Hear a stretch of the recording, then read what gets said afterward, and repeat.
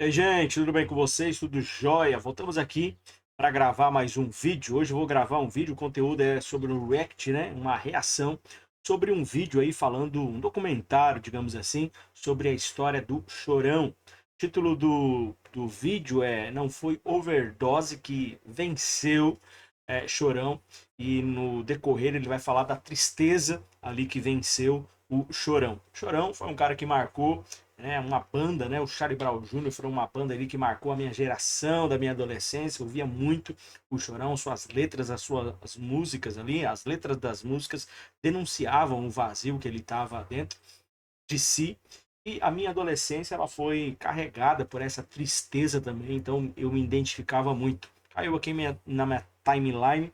Eu quero assistir esse vídeo, nunca assisti, vou assistir pela primeira vez junto com você. E nós vamos aí tirar alguns princípios, eu acredito que podemos colocar aí na nossa vida alguns princípios aí. Esse vídeo não é sobre overdose, não é sobre isso esse vídeo.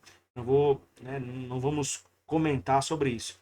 Mas um alerta para que quando um vazio, uma tristeza, que é um vazio, ela não é tratada, ela traz sérias consequências. Uma observação aí para você que está assistindo esse vídeo. Vamos lá então para a tela do meu computador. Deixa eu ajeitar aqui, voltar aqui para o início. Aqui pro que ele está indo aqui para frente. Tá? Se me desrespeitar, eu vou quebrar tua cara, seu filho da... Todo mundo fala que eu agredi, mas na verdade eu me defendi. Mas numa briga, quem não bate, apanha. E se eu não gostar, faz o seguinte, vê se você não da tua mãe, seu filho. Aí eles passaram no escuro e eu no escuro, quando eles se Bocuda, cruzaram, o Chorão me passa Bocuda, uma hein? porrada. O quê? Seu Chorão levantou e pá, deu uma cabeçada nele, velho. Mas assim de responsa, saca? Vai ver o pau isso aí, fazer gracinha com essa história aí. Quando eu virar caveira, lembra dessa história. Você se não aprendeu nada. Você voltou por causa de dinheiro. Você não voltou porque você queria tomar um dinheiro. Ele brigava muito, ele catava toda a mulherada e era terrível. Ele estava deixando a casa dele para ir cheirar pó em hotel. Rolaram algumas coisas, desentendimentos entre o Chorão e o Champignon que não foram legais, são coisas que aconteceram. Tem um vídeo até que ficou público e tal. Você fica ligeiro, meu irmão, que nem aquela meu, hein? Esse talvez seja um dos contrastes mais interessantes do rock nacional. A energia agressiva do Chorão e ao mesmo tempo a melancolia frágil que existia por trás disso. Você conhece o Chorão como aquele grande frontman do Charlie Brown Jr., um cara que era briguento nos palcos e na hora de dar entrevista ou até mesmo esperando o próximo voo com Los Hermanos no aeroporto. Ele me deu uma cabeçada, na verdade, então eu não vi de onde veio e aí depois me deu um soco enquanto eu ainda tava desnorteado. Tudo isso era uma capa, né, cara? Você Skatista vai ver. marrento, É uma capa. que não tinha medo de confronto. Mas por trás desse cara incisivo tinha uma alma extremamente sensível e solitária. A mesma boca que xingava no microfone também escrevia muito verso sobre o vazio, a perda e o medo de não ser amado. Isso prova que o Chorão, ele não morreu de overdose. Ele morreu foi de tristeza. Forte. Quer mesmo? Sobe aqui, então. Salva aí, então chega. Isso aí, cara. Skateboard na veia, rock and roll até a alma. Quem tá comigo faz barulho e bate palma. Ninguém personificou tão bem essa dualidade entre rebeldia pública e a vulnerabilidade pessoal como o Chorão. Ele ficou famoso não só pelo temperamento explosivo e pela boca suja, mas também pela habilidade dele de captar sentimento através das palavras. Nos anos 90 e 2000, Cara, isso era demais. As músicas dele, se você pegar ali, é cheio de sentimento. Isso daí não tem como, cara. Você pode ser um religioso aí que deve estar assistindo o vídeo aí, te torcendo aí doido, mas não tem jeito, cara. As letras das músicas dele passavam real ali da sentimento mesmo, muito forte. Top, você não sabia o que esperar dele quando o cara dava entrevista. Ele falava o que ele queria, comprava briga com outras bandas e até com apresentadores de televisão. Teve a clássica briga lá com Marcelo Camelo do Los Hermanos, que acabou literalmente em soco, bate-boca com o João Gordo, várias tretas que viraram lenda na biografia dele. Meu, esse cara me ameaçou de morte, foi no via show, arrumou a porta show do daquele camarim ia pra me tocar, bater. o Charlie Brown entrava por ali, a gente saía por aqui. Em cima do palco, então, nem se fala, né? Nem os membros da banda saíam ilesos. Essa atitude aí deu pro Charlie Brown Jr. a fama de ser uma banda difícil, mas muito autêntica dentro do mainstream. O Chorão encarnava o espírito do marginal, que ele chamava de marginal alado, o cara que estava à margem da sociedade. Um gangster poeta como muitas pessoas viam ele. O fato de eu ter tatuado em mim, no meu braço marginal, não quer dizer que eu sou um marginal que faz várias fitas, que assalta os outros, não. Eu tô à margem da inveja, eu tô à margem da revolta ruim. Era sempre ele contra o mundo e a origem disso vem bem de lá de trás.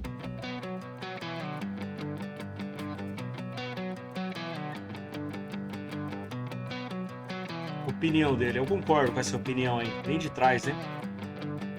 As feridas ali. As drogas, elas não foram. De ruptura na vida dele foi a morte do pai em 2000. O velho Geraldo era a referência dele. O cara que ele queria orgulhar. Quando o Chorão perdeu essa figura, ele mergulhou numa dor que ele nunca conseguiu elaborar de verdade. Esse baque aí acabou fazendo com que a cocaína deixasse de ser só recreativa. Cara, aqui a gente vê o que, ó? Presta atenção nisso daqui, ó. Nós vemos aqui que a cocaína, que nesse caso a droga, ela não foi a raiz. Ela foi a consequência de uma dor. E que depois que o pai dele morreu, ele teve essa perda e ele embarcou nessa. Cara, e isso é muito mais real do que a gente pensa. Então o vazio, eu sei bem o que é isso, já passei por isso há algum tempo, alguns anos atrás, eu tive essa luta com a depressão. Cara, e não tem como descrever essa tristeza, não tem como descrever em palavras a tristeza e o vazio que você sente no meio de uma multidão, no meio de muitas pessoas, até que você gosta, mas é uma tristeza, cara, que não tem explicação, aquele vazio. E aí as pessoas, como eu, tenta preencher esse vazio e essa dor com várias coisas. Dinheiro não completa, pessoas, sair, conhecer pessoas novas, drogas, todas, eu falo para ela, não preenche esse vazio, nada preenche esse vazio, você vai colocando coisa. Então palco não preenche, fama não preenche, dinheiro não preenche, não preencheu na vida dele, não preenche, porque não é isso. A alma, ela tá gritando, ela tá ansiando por algo, mas não é isso que ela tá clamando. E passasse a ocupar um espaço central na vida dele. A droga acabou virando uma espécie de muleta e também uma prisão. E assim foi aumentando o peso, o descontrole, os surtos dele e também a paranoia. Só que muitos de vocês têm uma coisa que eu não tenho, que é o pai de vocês, tá ligado? Meu pai se foi faz 2 anos.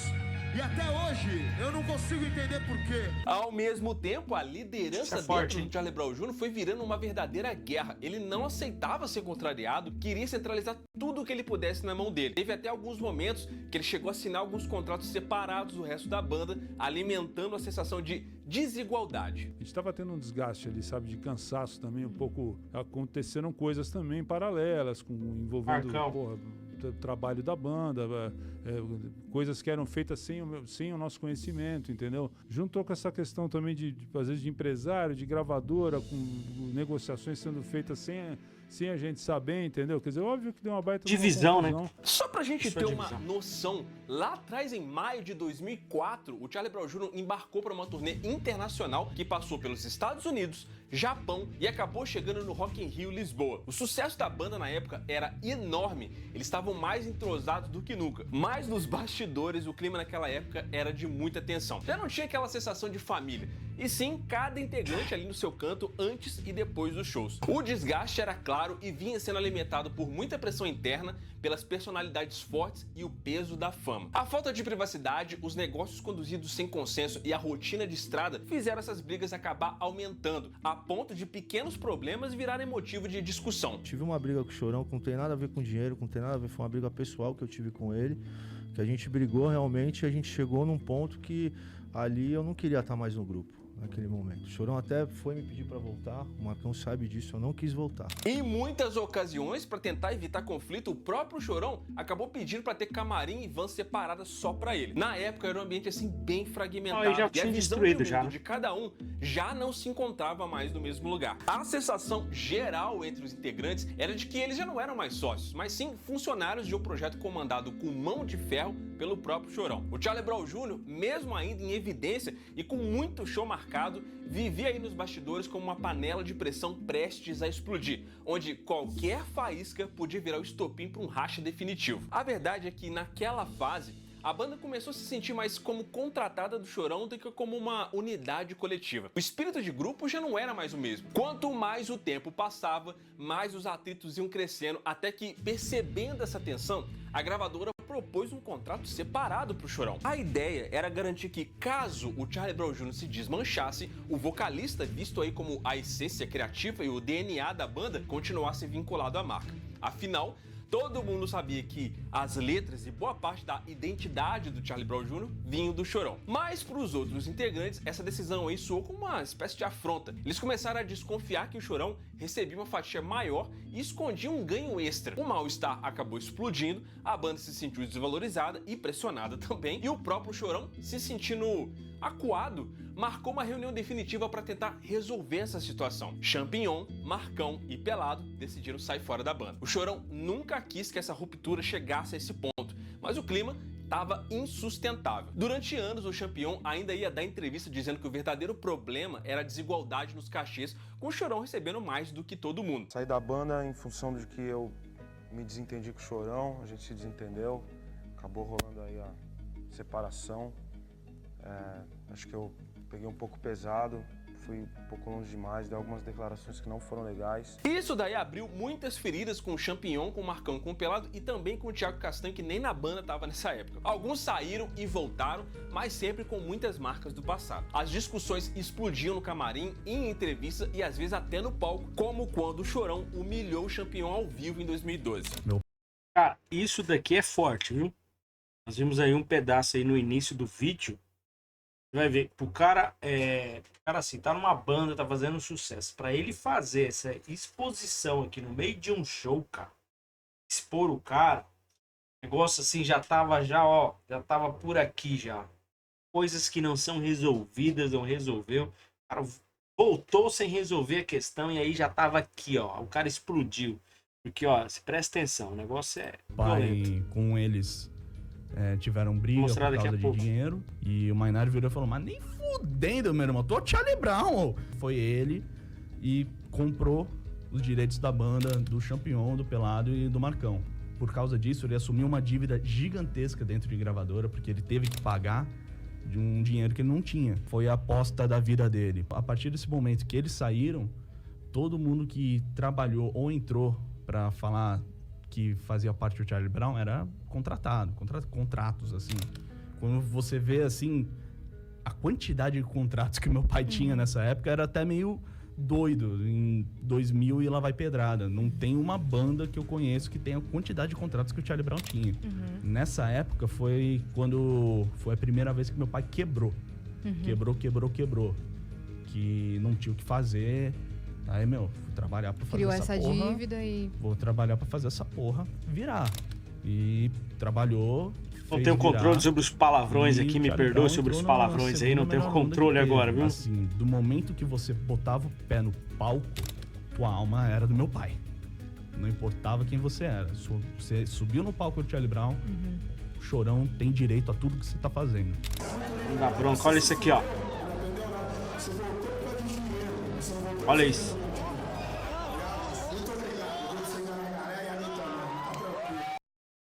Olha, isso aí é o ápice. O cara fazer isso aí é o ápice.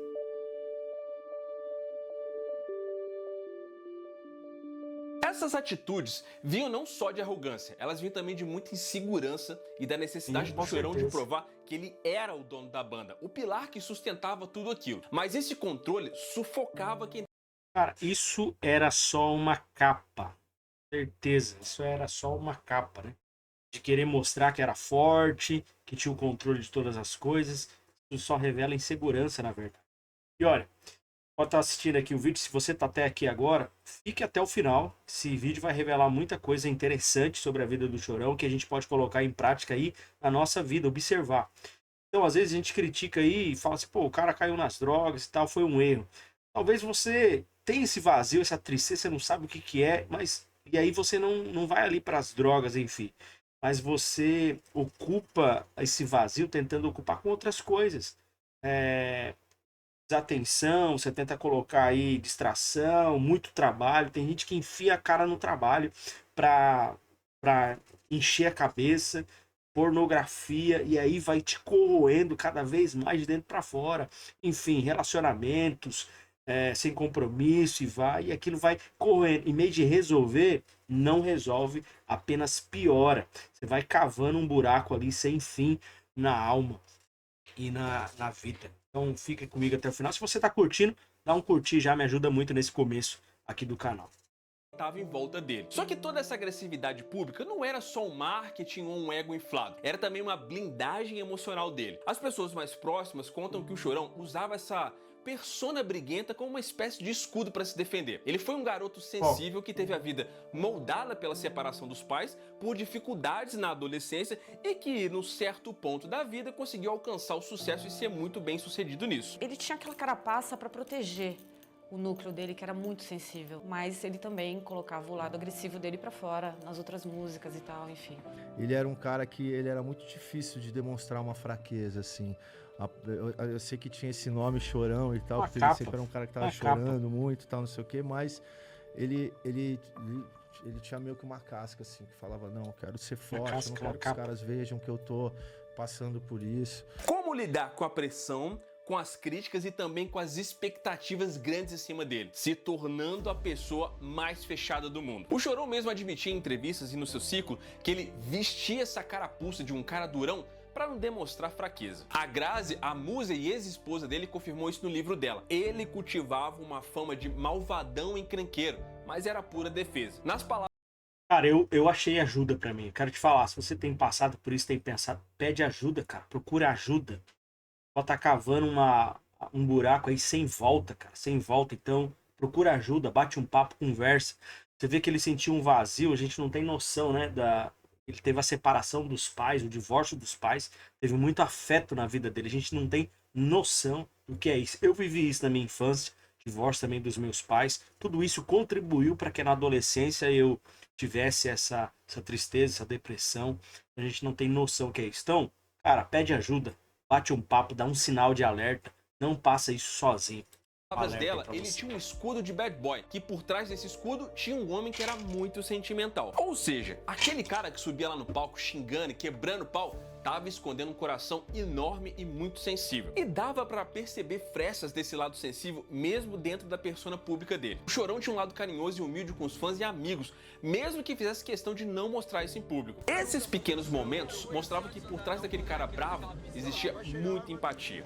A persona de bad boy era performática, um tipo mesmo de armadura para conseguir viver dentro daquele mundo e também sobreviver a ele. O Chorão sabia que ser sensível demais naquele meio podia destruir ele, e por isso mesmo ele atacava antes de apanhar. O público via aquele ídolo marrento e pensava que conhecia aquele cara no palco, mas as pistas daquela melancolia oculta já estavam ali, principalmente nas letras das músicas dele. Só não podem me tirar as coisas boas que eu já fiz pra quem eu amo. Eu sou feliz e canto, o universo é uma canção. Mas amor, eu não me busco só sabedoria, vivemos tempos de loucos amores, só é feliz quem sabe o que quer. Uma palavra amiga, uma notícia boa, isso faz falta no dia. Se no palco o Chorão era porrada... Ah, não tenho o que falar, não. Você pode falar, pega as letras aí que você vai ver, cara. Pode falar o que for, mas você pega as letras. Tem uma letra, eu não me lembro agora, que eu me lembro, mas teve uma letra que ele foi numa igreja. Ele foi visitar uma igreja, né? Nessa igreja ali, a hora que ele estava ouvindo a palavra ali, disse que ele pegou e escreveu a letra. Eu não lembro agora, vou ver se eu consigo pesquisar e achar, mas é demais. Nas letras ele era poesia e confissão. O Chorão se expressava muito melhor escrevendo do que falando de si mesmo. Vários dos maiores sucessos do Charlie Brown Jr. são praticamente grandes desabafos emocionais em forma de música. Dias de luta, dias de glória, Só os loucos sabem, Lugar ao sol, todas elas lembram mantras de esperança, mas funcionavam para ele como ferramentas de autorregulação. Escrever era uma técnica para ele reorganizar o caos na vida dele, uma tentativa de puxar o eixo para o centro quando a cabeça já não estava mais no lugar. O público recebia tudo aquilo como um hino, né? Ele escrevia como quem deixava bilhete para ele mesmo. Esse otimismo era um antídoto. Só que certos antídotos têm prazo de validade quando o veneno é diário. Mas que preguiça boa, me deixa aqui à toa. Hoje ninguém vai estragar meu dia. Enquanto ele estava em turnê, esses versos salvavam ele, mas no silêncio do quarto, a química vinha cobrando preço. Daí a potência e a dor da obra. Ao mesmo tempo que ele salvou muita gente, a própria obra não conseguiu salvar o autor. A música que sustenta é a mesma que revela nas entrelinhas o esforço desesperado de quem escreve. As letras do Chorão funcionavam como uma espécie de confissão cifrada. Atrás da voz dele, tinha ali uma mensagem de abandono, depressão e de uma vontade grande por amor e paz. O mais louco é que todo mundo cantava junto sem ter conta do quão pessoal eram aqueles versos pra ele. Quase que uma vibe assim meio Renato Russo da geração do skate. Ele mesmo se considerava assim uma espécie de poeta da rua. Alguém que falava de amizade, de amor e de desafio com sinceridade muito crua. E foi exatamente essa sinceridade nas letras que criou uma grande conexão com os fãs. Muita gente que se sentia perdida ou triste ouvia as músicas do Charlie Brown Jr. e pensava, caramba, eu também tô sentindo essa parada aí. O Chorão conseguiu canalizar a dor de uma geração que exatamente não tinha isso, sobre solidão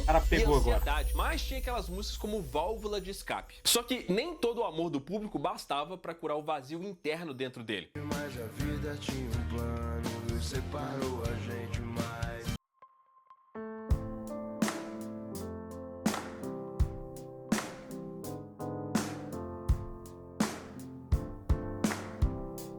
Nas músicas ele estava pedindo ajuda em silêncio, mesmo com todo aquele som. E poucas pessoas em volta sacaram a profundidade dessa melancolia na época. O Chorão sempre teve essa fama de vida louca, né? Do cara que não se apega.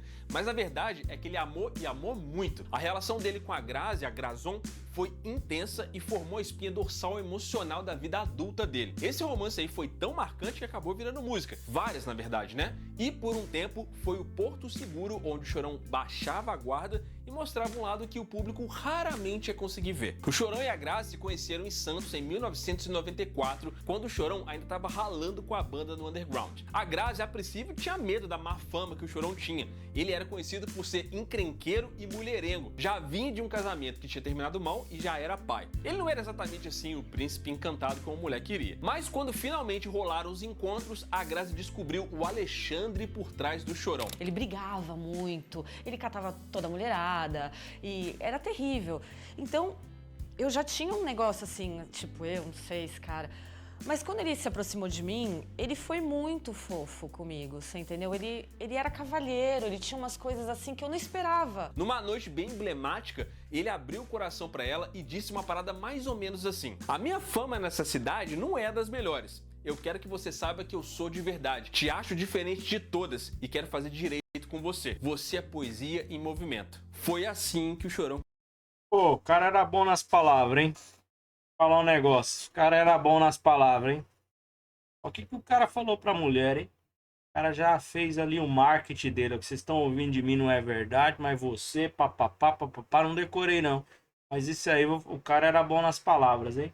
De tudo que se deve guardar, guarde o seu coração. Aí não guardou o coração, meu irmão? Foi, né? Conseguiu conquistar a Grazi. Aliás, né, dessa história aí nasceu a Proibida Pra Mim, que foi o primeiro hit do Charlie Brown Jr. O Chorão compôs a letra inspirado diretamente na história dos dois. O verso "Ela achou meu cabelo engraçado" fala literalmente do jeito que a Grazi mexeu no cabelo dele quando eles se viram pela primeira vez numa balada. O nome Proibida Pra Mim vem do fato de que naquela época ela estava namorando um outro cara e por isso ela era proibida pro Chorão naquele momento. Mas a Grazi terminou o namoro no dia seguinte. O apelido Grazon, inclusive, foi o Chorão que deu pra ela, que era uma maneira da galera do skate de botar um on no nome. Aí a Graziella virou Grazon. Isso aí virou até a parte oficial do título da música. O Chorão fez declarações de amor nas músicas pra ela, não só nessa. Cara, veio uma nostalgia aqui na minha época de adolescente. Eu não sou muito velho não, eu sou novo ainda, viu? Faz os meus 30 e poucos anos aí. Na minha época aí de adolescência, tinha os grupos, né, cara? Tinha o grupo dos skatistas, tinha o grupinho dos skatistas, só skatista, e tinha o grupo dos memo, cabelinho virado aqui assim. Aí tinha o grupo dos roqueiros, e os roqueiros, tinha o grupo dos pagodeiros, eles não se comunicavam. Às vezes o skatista com o roqueiro estava. No meu tempo tinha os caras das croizinhas. As croizinhas ali, a bicicletinha ali. Os roqueiros davam bem com os skatistas ali, falava a mesma coisa, mas com pagodeiro não dava certo. Os pagodeiros era os grupinhos, né? Fechado ali, a linguagem de cada um não se misturava. mas em várias ao longo dos anos. Meu Novo Mundo e Céu Azul são grandes homenagens dos momentos bons e ruins do relacionamento deles. Quem ouve essas músicas e sabe desse background, sente que ele colocava todas as emoções não ditas nessas letras. Com ela, ele abaixava a guarda. Os amigos mais próximos e ela mesma dizia que em casa ele era muito carinhoso, preocupado e até caseiro, que ele gostava de ficar de boa, escrever e andar de skate com ela por perto. Ela diz que, apesar dessa persona mais agressiva, ele era muito amoroso e cuidava de todo mundo. Era o contraste daquele cara agressivo no palco versus o parceiro vulnerável na intimidade. A Grazi diz que ele não tinha medo de amar e de falar dos sentimentos dele com ela. Uma ironia, já que publicamente ele evitava mostrar fragilidade. Com ela, o Chorão podia chorar as pitangas, confessar os medos, as inseguranças, coisas que ele jamais ia fazer na frente dos outros. O amor funcionava pra ele como uma intimidade, né, de cara? escape da solidão que consumia ele totalmente. Enquanto tava tudo bem entre os dois, ele conseguia aguentar o tranco. Teve muita boataria. Teve muita coisa feia que foi falada dele. A gente morava em Santos, num apartamento de esquina, assim, no 20º andar. Passava a gente lá embaixo, xingando. E a gente escutava lá de cima, a gente vendo televisão. E ele foi pro pó. Só que nem mesmo essa história de amor conseguiu ser a prova de tempestade. Conforme o Charlie Brown Jr. foi ficando gigante, o Chorão começou a se afundar ainda mais nas drogas. E aí a relação dos dois acabou se deteriorando. Então, quando ele me conheceu, ele falou pra mim que ele já tinha experimentado, mas que ele também odiava. Depois, lógico, eu fiquei sabendo que era uma coisa que rolava de tempos em tempos, mas que não era uma constante. E que ele tentava a todo custo esconder de mim, porque ele sabia que se eu soubesse, tipo, a gente brigava feio e tal, porque era uma condição. A Grazi tentou de tudo pra ajudar. Chegou a convencer ele a ir pra um sítio pra tentar se tratar, chamava os amigos pra intervir e ela própria contou que tentou de tudo pra salvar o Chorão. Mas o vício e a depressão dele pioraram tanto que no final ela teve que se afastar. Quando ela fez isso, foi como tirar a última âncora que mantinha ele equilibrado. Os amigos mais próximos lembram que a partir daí a paranoia dele só aumentou e o comportamento ficou cada vez mais problemático e o isolamento cresceu. O Chorão ligava para alguns amigos Chorão de madrugada, dizendo que não aguentava mais se sentir julgado, que estava sendo esculachado por todo mundo. Ele reconhecia os próprios erros, pedia desculpa, mas não conseguia quebrar o ciclo. E ele fala direitinho, que ele vai embora, você entendeu? E muito assim, louco, se você ver algumas músicas anteriores a essa, ele já fala da Graziella, né? Porque ele fala, é dela que ele fala. Total. Você entendeu? Como tipo se separando dela. Você entendeu? E um negócio que foi assim, traumatizante pra ele foi essa separação, você entendeu? E assim, não vou falar na semana, mas tipo 15 dias antes, ele começou a fazer várias coisas, acertar algumas situações, entendeu? Eu vi algumas matérias pedindo perdão pra uma galera, se desculpando pra uns amigos de treta, indo numas rádios.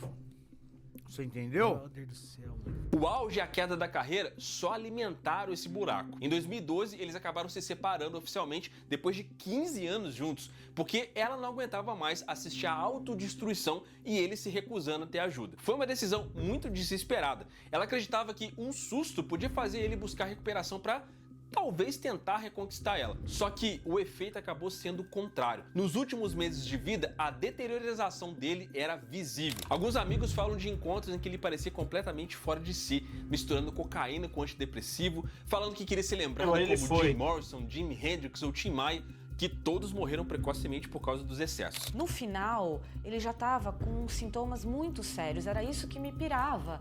Como que vocês não estão vendo que o cara tá com a canela, que nem bêbado de boteco, que fica com aquela canela roxa, inchada? Tem fotos dele do final da vida que você vê que a cara do... Como que quem tá do lado, como que tá ali, quem tá ali pra proteger, não protege. Triste, né? Dizem que ele mesmo dizia, né? Eu vou morrer desse jeito. E parecia que ele tava cumprindo uma espécie de profecia. Pouco antes dele partir, ele fez vários gestos que davam a entender que ele estava realmente se despedindo. Mas antes da gente entrar nessa parte mais sombria aí, vale lembrar que até o fim o Chorão foi apaixonado pela Grazi. E no último disco do Charlie Brown Jr., ele escancarou isso em várias letras, tanto a falta que ele sentia dela, quanto os sentimentos melancólicos e ruins. Coisas que fogem ao controle do universo em que você está. Você era meu céu, era meu chão, era meu mundo. O nosso sonho era rodarmos juntos o mundo. Ele ainda tinha esperança de se curar e de retomar a vida juntos. O Chorão nunca quis perder a Grazi. ela era literalmente o amor da vida dele. E isso aí mostra como o Chorão podia ser extremo até amando, né? Intensamente dedicado, mas também dependente e difícil de conviver quando os demônios dele estavam falando mais alto. A Grazi foi a âncora emocional dele. Sem ela por perto, ele ficou à deriva. E foi exatamente nesse vazio pós-amor que a melancolia oculta do Chorão transbordou. O Chorão conseguiu atingir muitos objetivos que muitos artistas sonham, né? A fama nacional, os discos de platina, aquele monte de fã cantando as músicas dele, mas, ironicamente, quanto mais alto ele chegava, mais isolado o cara estava se sentindo. A vida no mainstream cobrou um preço muito alto. Ao mesmo tempo, ele era endeusado e demonizado pela mídia e também pelo público. De um lado, chamavam ele de o porta-voz de uma geração, e de outro, ele era criticado como um mau exemplo pelos conflitos e também pelo uso de drogas. Essa montanha russa aumentou a sensação de que ninguém me entende de verdade, que já rondava ele. O Chorão não lidava bem com pressão e todo mundo que conviveu profissionalmente com ele confirma essa parada. Por causa desse perfil, ele se fechava cada vez mais num mundinho muito limitado. Ele tinha poucos aliados, ficava desconfiado de muita gente e se afundando nos próprios vícios. Depois da separação com a Grazi, lá em 2013, a depressão dele ficou muito grave. O Chorão passou a perambular sozinho por vários flats e hotéis de São Paulo, evitando a família e os amigos mais próximos. Nos bastidores, disse até que rolou uma tentativa da família e da equipe de internar ele à força numa clínica, porque ele já não controlava mais o uso de cocaína e de álcool, mas acabou não dando certo também. Ele resistiu e não deixou isso acontecer. Sem a esposa e sem ter nenhum tipo de ajuda, o Chorão entrou num ciclo autodestrutivo que era assustador. Quando batia aquela tristeza e solidão grande, o lado agressivo dele explodia. Ele surtava e quebrava móvel dos quartos onde ele estava hospedado. Entrava numa paranoia achando que estavam espionando ele. Chegou ao ponto dele imaginar que tinha um monte de câmera escondida no hotel, numa paranoia típica de quem mistura droga, insônia e estresse. No palco, ele até conseguiu manter a aparência por um tempo. O show continuava com aquela energia de sempre, né? E o público talvez nem tivesse desconfiando do quão mal ele estava por dentro. Mas quem convivia com ele começou a notar que o brilho dele estava se apagando. Ele tinha uma dificuldade, assim, da gente, sabe, de conversar sobre essas coisas dele que ele estava passando. Ele era um cara mais fechado, né? Ele não tinha nem celular para você falar com ele. Às vezes você tinha que marcar um horário com segurança dele para ele ligar a tal hora. E ele, agora, a gente, eu pelo menos acreditava, assim, ele sempre foi um cara muito forte, assim, mentalmente, fisicamente. Então eu acreditava que ele ia conseguir ficar melhor.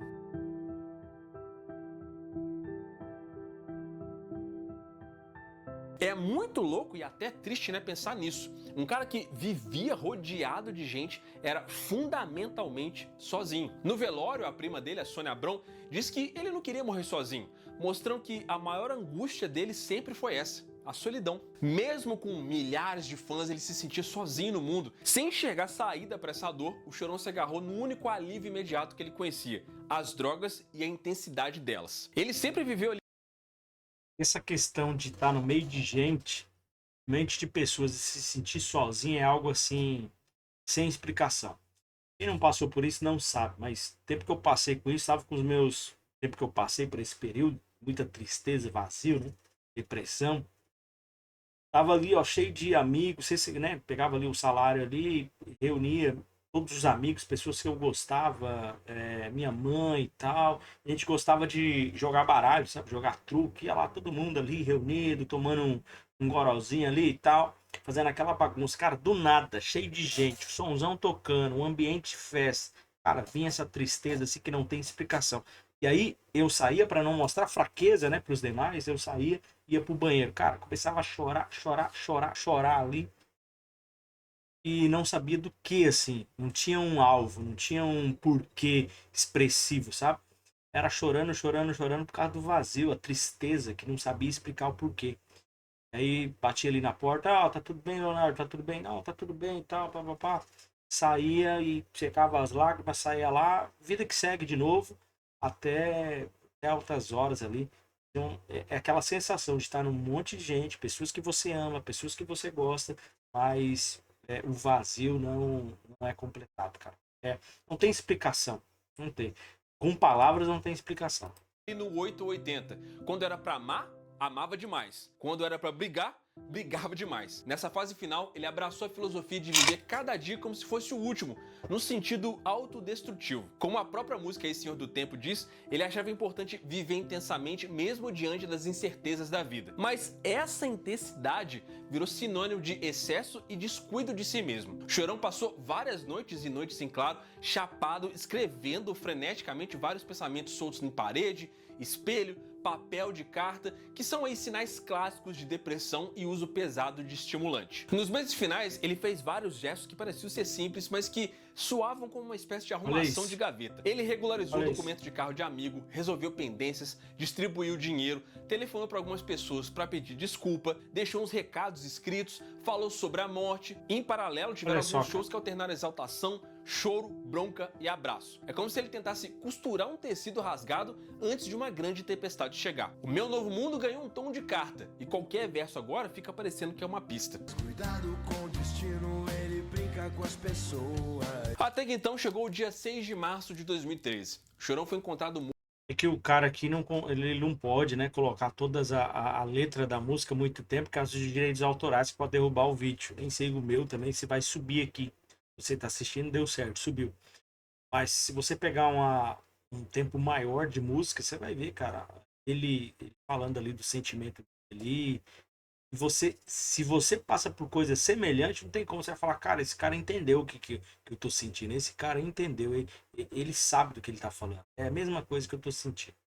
Morto de madrugada no apartamento dele, sozinho. Ele tinha 42 anos e partiu de bruços no chão, como quem simplesmente não aguentou mais lutar. A autópsia confirmou uma overdose acidental de cocaína. O coração dele literalmente não aguentou a mistura. Mas simbolicamente dá pra dizer que o Chorão morreu de tristeza. Como escreveram os jornalistas da época, o Chorão sucumbiu à própria dor. Aquele mar de emoção conflituosa engoliu ele, para usar a metáfora de um depoimento do documentário Marginal Alado. O médico legista apontou drogas, mas quem acompanhava ele de verdade sabia que a raiz disso tudo estava naquela depressão profunda, no luto pela relação dele perdida com a Grazi e na exaustão de viver em guerra consigo mesmo o tempo todo. A dualidade do Chorão, né, rebelde por fora, sensível por dentro, acabou virando a marca mais forte e o legado que ele deixou. Ele deixou vários traços de poesia dignos aí de Legião Urbana ou de Cazuza, né, falando de amor, de sonho, de angústia. Essa combinação era o reflexo fiel da pessoa que ele era. E isso não era uma coisa calculada em estúdio. Era quem ele era de verdade. Um cara intenso, determinado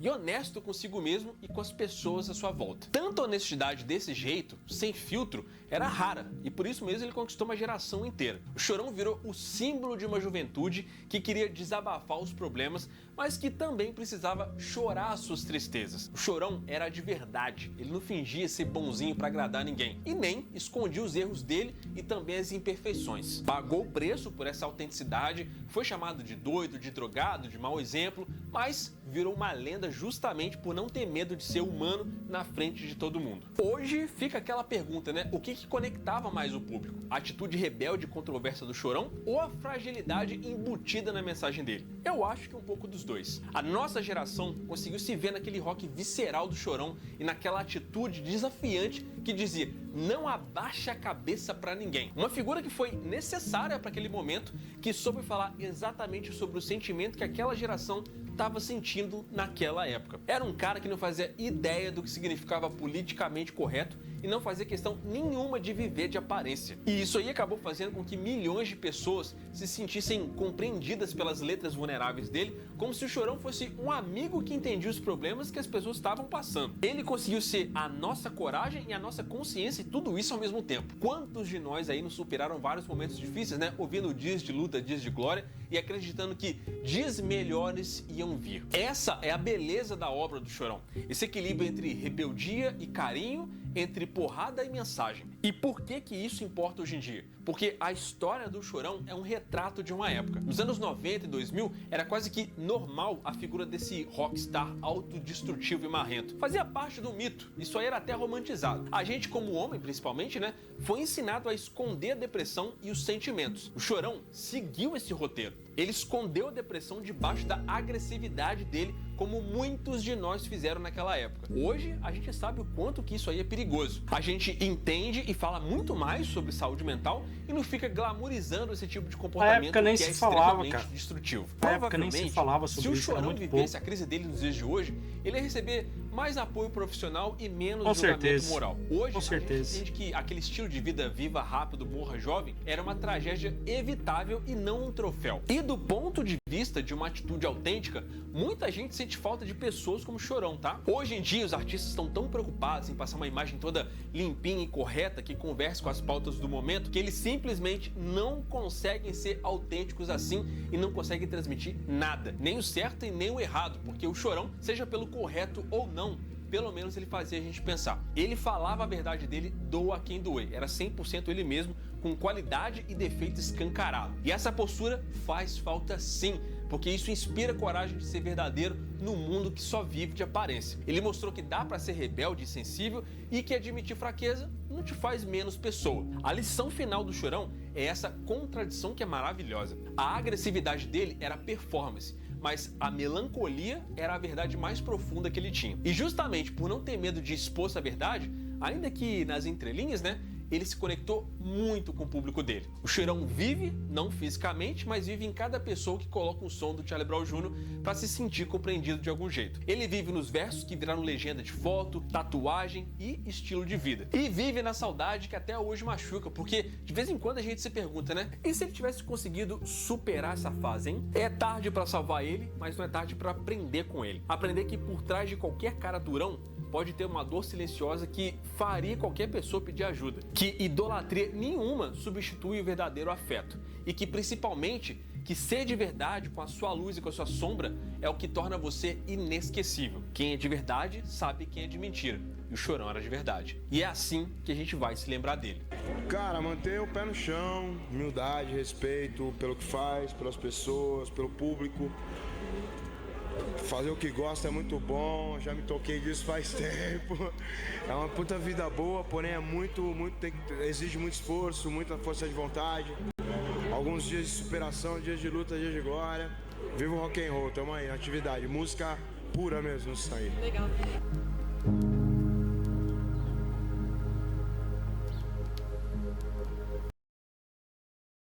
Gente, finalizando aqui agora, quero finalizar esse conteúdo aqui, falando pra você, só um comentário aqui, primeira vez que eu assisti o documentário sobre ele, não foi esse, foi um documentário mesmo que eu assisti, eu lembro que eu assisti ele assim, num domingo à noite, e tava com a minha esposa, eu e ela, e no final assim do clipe eu comecei a chorar muito, tive uma experiência com Deus ali, assistindo um documentário sobre ele. E eu tinha dentro de mim, assim, uma gratidão, cara, porque ele não encontrou a sua luz ali, ele não teve a sua salvação, perdeu nisso.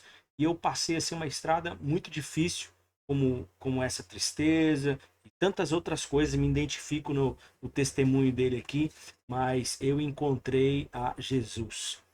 A Bíblia diz, né, todos aqueles que estão cansados e sobrecarregados, né? Levar o fardo, porque o fardo dele é leve. E eu encontrei. E a minha gratidão é que eu encontrei o Senhor. O Senhor, né, me encontrou. Ele me encontrou, ele me chamou, e eu entreguei a vida para ele. E a minha vida nunca mais foi a mesma. E eu achei uma peça que encaixava naquele meu vazio. Quer dizer para você, para finalizar, não sei se você tem sentido esse vazio. Eu falo até para você, você está dentro da igreja, não é a igreja que salva. Às vezes você está dentro da igreja, mas ainda tem esse vazio. Vazio de propósito, vazio de identidade, vazio, você tem uma tristeza, não se completa, a religiosidade não completa, aí todo domingo lá não se completa. Quer dizer para você, é só Cristo, a experiência viva que pode completar e tirar todo esse vazio e dar uma nova perspectiva de vida e de futuro. Eu tenho gratidão porque eu encontrei, tenho vivido isso é a força motriz da minha vida hoje, e tendo isso como fundamento, ela escorre para todos os lados da minha vida. Eu como pai, eu como marido, eu como amigo, eu como funcionário, enfim, todos os aspectos. Quer dizer para você que Jesus é a única peça que completa esse vazio. Peça ajuda, busque enquanto é tempo ainda e mude o futuro da sua vida e daqueles que estão ao seu redor. Espero que você tenha gostado desse vídeo. Se você gostou, dá um curtir aí, compartilha com alguém que precisa ouvir essa palavra, que gosta aí do Charlie Brown Jr., ou alguma coisa assim semelhante, curta, comenta e até o próximo vídeo. Fica na paz, um abraço e me segue também no Instagram, tá aqui, ó. Faço o QR Code aqui, me siga lá no Instagram e vamos junto. Até o próximo vídeo, fica na paz, um abraço e